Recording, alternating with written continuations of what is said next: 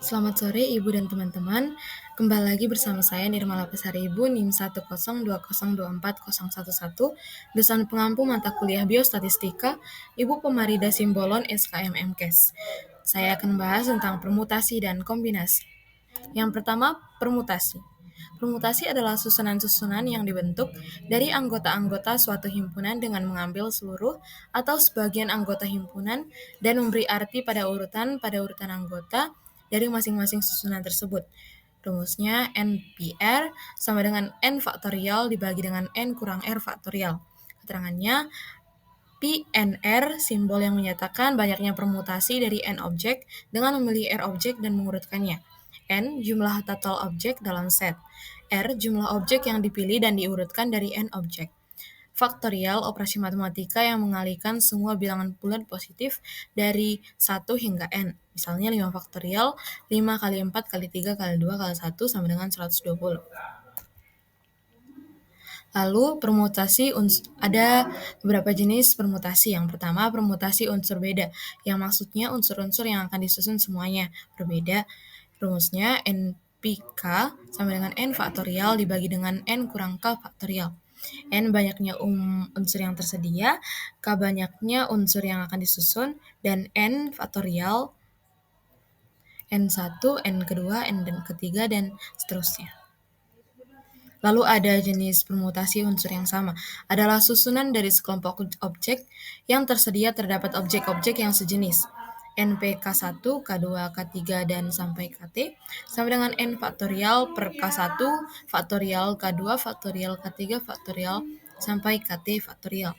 Keterangannya, N banyaknya unsur yang tersedia, K banyaknya unsur yang akan disusun, P simbol yang menyatakan banyaknya permutasi dari N objek, dengan memilih R objek dan mengurutkannya. Lalu, ada juga permutasi siklis, yang adalah penyusunan unsur atau objek dalam bentuk melingkar. Maka rumusnya P siklis sama dengan N kurang 1 faktorial.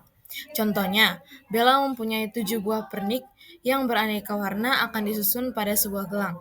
Bayangnya cara Bella untuk menyusun pernik tersebut pada gelang adalah diketahui N sama dengan 7, maka yang ditanya adalah P siklis. Maka penyelesaiannya P siklis sama dengan 7 kurang 1 faktorial. P siklis sama dengan 6 faktorial. Maka P siklis 6 kali 5 kali 4 kali 3 kali 2 kali 1, maka P siklis sama dengan 720. Jadi banyaknya susunan pernik pada gelang adalah 720 cara. Lalu ada kombinasi. Kombinasi adalah susunan-susunan yang dibentuk dari anggota-anggota suatu himpunan dengan mengambil seluruh atau sebagian dari anggota himpunan tanpa memberi arti pada urutan anggota dari masing-masing susunan tersebut. Rumusnya CNR sama dengan N faktorial dibagi dengan R faktorial dikali dengan N kurang R faktorial. Keterangannya, C sama dengan jumlah kombinasi, N sama dengan jumlah total objek dalam kumpulan, dan R jumlah objek yang dipilih dari kumpulan. Lalu, kita akan bahas kasus yang pertama. Kasus yang pertama yakni seorang siswa memiliki 5 buku berbeda dan ingin menyusunnya di rak buku. Berapa banyak cara berbeda buku-buku tersebut dapat disusun? Maka jawabannya adalah 120. Kita menggunakan soal permutasi dari 5 objek yang berbeda. Rumus permutasi seluruh elemen adalah Pn sama dengan N faktorial. Maka P5 sama dengan 5 faktorial sama dengan 120. Lalu kita lanjut ke kasus yang kedua. Dari 8 siswa, akan dipilih 3 orang untuk menjadi panitia acara. Berapa banyak cara pemilihan yang bisa dilakukan? Jawabannya adalah 56. Karena yang dipilih hanya sebagai anggota, tanpa urutan ataupun jabatan, maka digunakan rumus kombinasi, yakni Cn kali R sama dengan N faktorial dibagi dengan R faktorial dikali dengan N kurang R faktorial. Maka C 8,3 sama dengan 8 faktorial dibagi dengan 3 faktorial dikali dengan 5 faktorial sama dengan 8 dikali 7 kali 6 dibagi dengan 3 kali 2 kali 1 sama dengan 56. Lalu kita masuk ke kasus yang ketiga. Dari 6 orang kandidat, akan dipilih seorang ketua, wakil, dan 2 anggota tanpa jabatan. Berapa banyak susunan berbeda yang dapat dibentuk? Jawabannya adalah 180. Yang pertama, yang diketahui yakni pilih ketua 6 orang, pilih wakil sisa 5 orang, maka 5 orang. Pilih A2 anggota dari sisa 4 orang tambah jabatan. Berarti kombinasi sama dengan C 4,2. Maka 6 kali 5 kali C 4,2 sama dengan 6 kali 5 kali 4 kali 3 dibagi dengan 2 kali 1 sama dengan 6 kali 5 kali 6 sama dengan 180. Lalu kita lanjut ke materi yang kedua, tentang distribusi normal, kurva dan daerah kurva normal dan perhitungan uji normalitas. Pertama, distribusi normal. Distribusi normal adalah distribusi yang bentuknya seperti lonceng terbalik. Distribusi normal juga dikenal sebagai distribusi Gaussian atau kurva lonceng atau bell curve, adalah salah satu distribusi probabilitas kontinu yang paling penting dan sering muncul dalam statistika dan berbagai bidang ilmu lainnya. Bentuknya simetris seperti lonceng dan sepenuhnya. Lalu, kurva dan daerah kurva normal. Kurva merupakan grafik yang dihasilkan secara teoritis. Dalam praktiknya, kurva yang ada merupakan hasil penghalusan. Misalnya, suatu histogram dengan kelas interval yang sangat kecil hingga membentuk suatu kurva. Daerah kurva normal adalah kurva yang simetris. Berarti kurva ini membagi luas kurva menjadi dua bagian yang sama. Luas seluruh kurva sama dengan 1 atau 100%. Ini berarti bahwa luas tiap belahan adalah 50%. Dan setiap penyimpangan rata-rata dapat dinyatakan dalam presentasi terhadap luas kurva. Kurva normal adalah salah satu bentuk pola distribusi. Secara umum, kurva normal dapat dikatakan sebagai kurva yang berasal dari distribusi normal, yang artinya hasil dari distribusi normal akan menghasilkan kurva normal. Lalu, perhitungan uji normalitas. Perhitungan uji normalitas yang dimaksudkan untuk mendeteksi apakah data yang akan digunakan sebagai pangkal tolak pengujian hipotesis merupakan data empirik yang memenuhi hakikat naturalistik. Hakikat naturalistik menganut paham bahwa fenomena atau gejala yang terjadi di alam ini berlangsung secara wajar dan dengan kecenderungan berpola.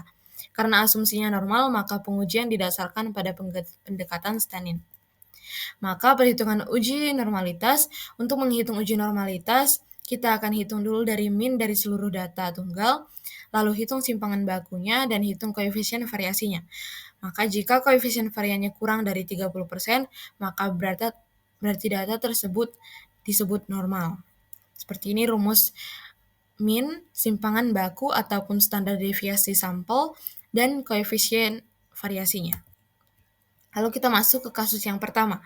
Seorang peneliti mencatat waktu reaksi dalam detik dari 5 partisipan terhadap stimulus visual sebagai berikut: 3, 4, 5, 4, dan 4. Berdasarkan data tersebut, apakah distribusi data dianggap normal? Jawabannya ya, karena koefisien variasinya kurang dari 30%. Maka sebelumnya kita harus hitung dulu min dari semua data tersebut. 3 tambah 4 tambah 5 tambah 4 dan tambah 4 dibagi dengan jumlah data 5 sama dengan 20/5 sama dengan 4. Lalu kita hitung simpangan bakunya. Kita dengan menghitung jumlah dari X kurang X bar pangkat 2. Maka hasilnya 1 tambah 0 tambah 1 tambah 0 tambah 0. Dibagi dengan 4, maka sama dengan akar dari 0,5. Maka hasilnya 0,707.